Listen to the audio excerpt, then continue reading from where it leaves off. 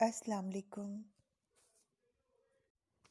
دس از نسیم عالیہ. جی تو ہم آپ سے کہہ رہے تھے کہ ہمارا اگلا لیکچر ہوگا classification of credit instruments and its characteristics. تو پہلے بات کر لیتے ہیں اس کی کلاسیفیکیشن پر.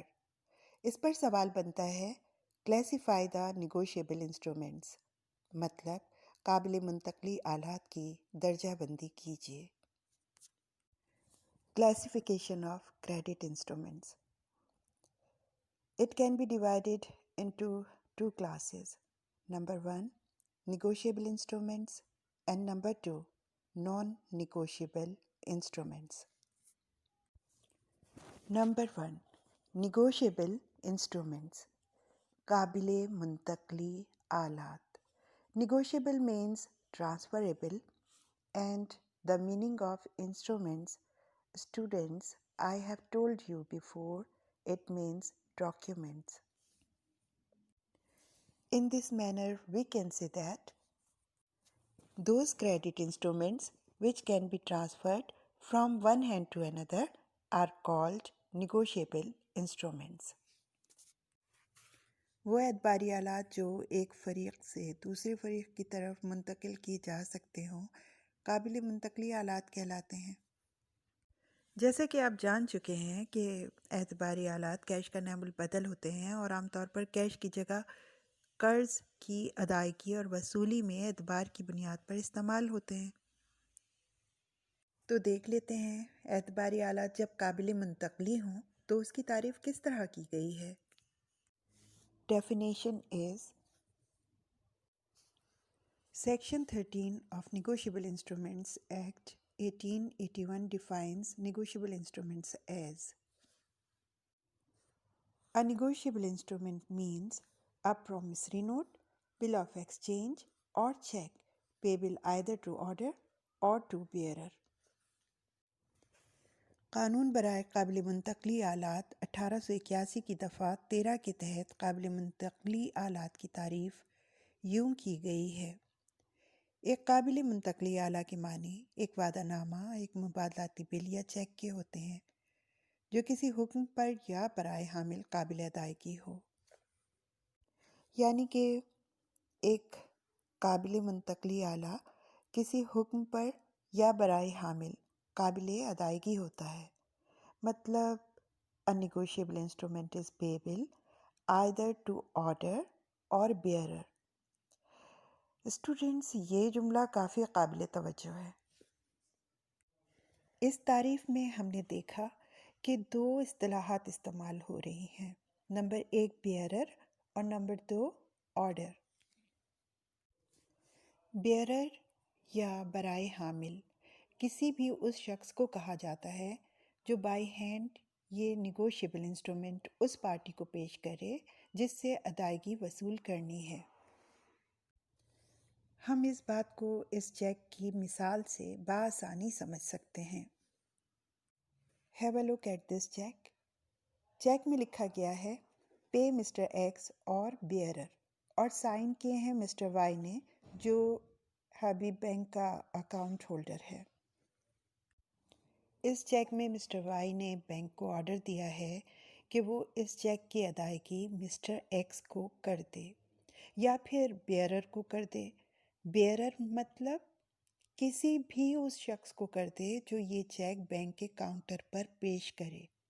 اب وہ شخص A B C D E F یا کوئی بھی ہو سکتا ہے.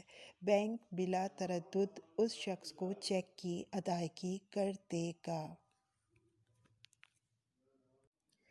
یعنی کہ یہ چیک مسٹر ایکس کو قابل ادائیگی ہوگا یا پھر مسٹر ایکس کے بجائے کوئی بھی شخص جو اس چیک کو کیش کی وصولی کے لیے بینک کو دے اسے بینک پیسے دے دے گا. تو یہ جو کوئی بھی شخص ہے نا اسے بیئرر کہتے ہیں، اور ایسا نیگوشیبل انسٹرومنٹ بیئرر انسٹرومنٹ کہلاتا ہے. اسی لیے یہ چیک بیئرر چیک کہلائے گا.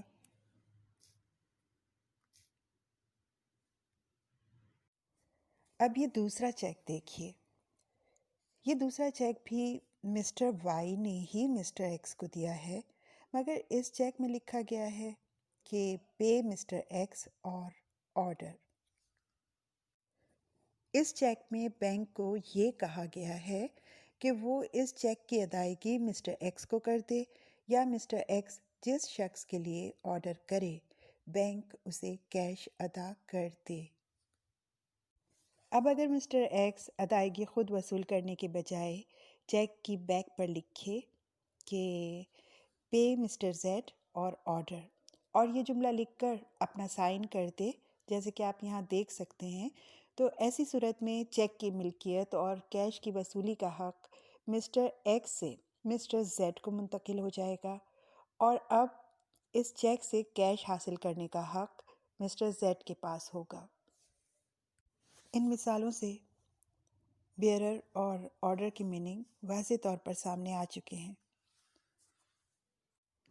بیئرر چیک میں الگ سے جملہ لکھنے کی ضرورت نہیں پڑے گی، اور چیک جو بھی کاؤنٹر پر پیش کرے گا تو چیک پیش کرنے والے کو کیش قابل ادائیگی ہوگا۔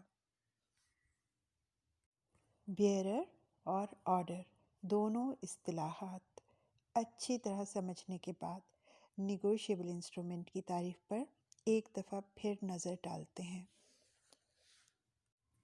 ایک قابل منتقلی آلہ کے معنی ایک وعدہ نامہ، ایک مبادلاتی بل یا چیک کے ہوتے ہیں جو کسی حکم پر یا برائے حامل قابل ادائیگی ہو۔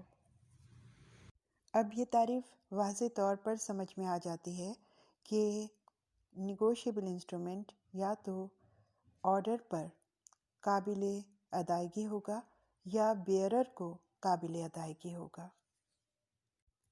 As you have known, students, that the second class of negotiable instruments is non-negotiable instruments. تو اس کی سیکنڈ کلاس پر آ جاتے ہیں۔ نمبر 2، non-negotiable instruments، ناقابل منتقلی آلات۔ Those credit instruments which cannot be negotiated, that is, which are not transferable, are known as non-negotiable instruments. In this manner, the maker or drawer of such instruments restricts further transfer or negotiation of the instruments. ناقابل منتقلی آلات دراصل وہ آلات ہیں جو منتقل نہ کیے جا سکتے ہوں جب اعتباری آلات بنانے والا یا جاری کرنے والا ان کی مزید منتقلی پر پابندیاں عائد کرے، یعنی وہ ان پر ناقابل منتقلی کی ہدایت جاری کر دے، تو پھر یہ آلات ناقابل منتقلی ہو جاتے ہیں، اور ان میں درج ملکیت کی ادائیگی صرف انہی کو کی جاتی ہے جن کا نام ان میں درج ہو۔ نان نیگوشیبل انسٹرومنٹ کو اس مثال سے سمجھا جا سکتا ہے۔ یہ بیئرر چیک آپ پہلے بھی دیکھ چکے ہیں۔ اگر چیک کا میکر لفظ بیئرر کاٹ دے تو یہ ایک ناقابل منتقلی آلہ بن جائے گا، کیونکہ پھر بینک سے ادائیگی صرف اور صرف مسٹر ایکس کو وصول ہو سکتی ہے۔ انشاءاللہ نیکسٹ لیکچر میں ہم ان کی کیریکٹرسٹکس پڑھیں گے۔ Thank you very much.